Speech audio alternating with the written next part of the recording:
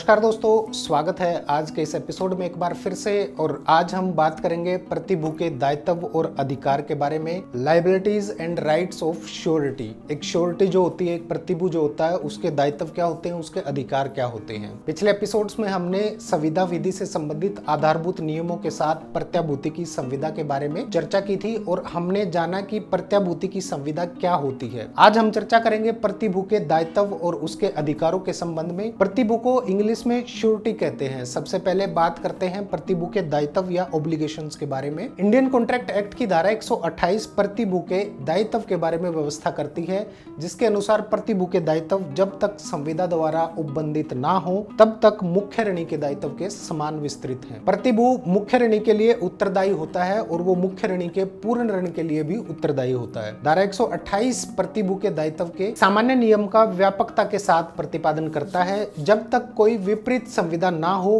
प्रतिभू के दायित्व मुख्य ऋणी के दायित्व के समान ही होते हैं। लेकिन यदि संविदा करते समय प्रतिभू के दायित्व की सीमा को सुनिश्चित कर दिया जाता है तो ऐसे मामले में उसका दायित्व सीमा से अधिक नहीं होगा, फिर चाहे मुख्य ऋणी का दायित्व कितना भी क्यों ना हो। अगर बात करें प्रतिभू के अधिकार की, तो इंडियन कॉन्ट्रैक्ट एक्ट की धारा 140, 141 और 145 में प्रतिभू के ऋणदाता, मूल ऋणी और सह प्रतिभू के विरुद्ध अधिकारों का उल्लेख किया गया है। जब कोई प्रतिभू मुख्य ऋणी के ऋणों का भुगतान कर देता है तो मुख्य ऋणी के विरुद्ध उन सभी अधिकारों और प्रतिभूतियों का हकदार हो जाता है जो कि ऋणदाता ने उसके विरुद्ध प्राप्त किए थे। ऐसी स्थिति में मुख्य ऋणी के स्थान पर प्रतिभू प्रतिस्थापित हो जाता है। ऐसे अधिकार प्रतिभुओं में स्वतः उस समय अवस्थित हो जाते हैं और उन्हें अंतरित किए जाने की आवश्यकता नहीं होती है। प्रतिभू उन समस्त प्रतिभूतियों का लाभ उठाने का हकदार होता है जो ऋणदाता ने मुख्य ऋणी के विरुद्ध प्राप्त किए हैं। यदि ऋणदाता ऐसी प्रतिभूति को खो देता है या प्रतिभू की सहमति के बिना उस प्रतिभूति को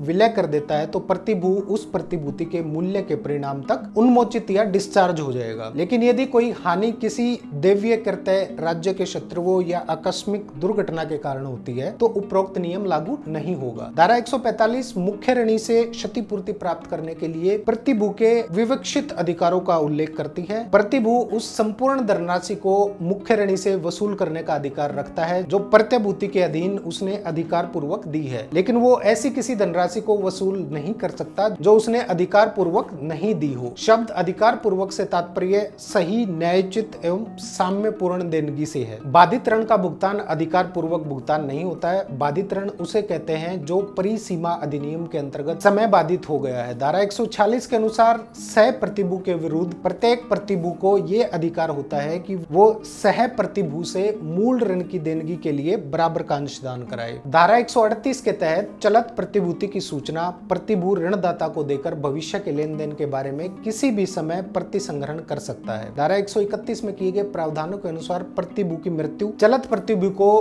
प्रतिकूल संविदा के अभाव में, जब तक कि उनका भविष्य के समव्यवहारों से संबंध है, प्रतिसंहत या रिवोक कर देता है। विधि का ये सामान्य नियम है कि किसी भी संविदा के निबंधों में कोई भी फेरबदल उस संविदा के सभी मुख्य पक्षकारों की सहमति से किया जाना चाहिए। यदि प्रत्याभूति की संविदा में लेन देन और ऋणी प्रतिभू की जानकारी और सहमति के बिना उस संविदा के निर्बंधन में कोई फेरबदल कर देते हैं तो प्रतिभू उस संविदा के अधीन बदलाव के बाद के संव्यवहारों के लिए अपने दायित्व से उन्मोचित या डिस्चार्ज हो जाता है।